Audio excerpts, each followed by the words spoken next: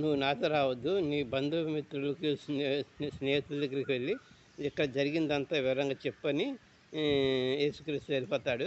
ఆ వ్యక్తి దెక్కపోలి అనే 10 పట్టణాలు కలిగిన ప్రా ప్రాంతంలోకెళ్ళి జరిగిందంతా వివరంగా యేసుక్రీస్తు తనకేం చేశాడు, తను ఎలా స్వస్థపరచబడ్డాడు, తాను పూర్వము జరిగింది, ఇప్పుడు జరిగేది మొత్తం వివరంగా దెక్కపోలిలో వివరంగా చెబుతాడనమాట.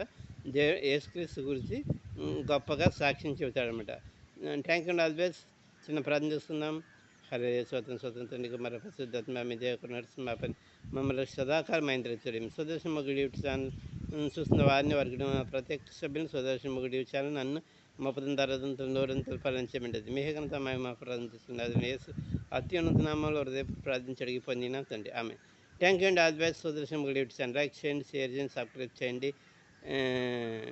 All the best. నేను దొంబేలోనే హాస్టల్లోనే హాస్టల్లోనే అన్నాను, రాజమండ్రిలో.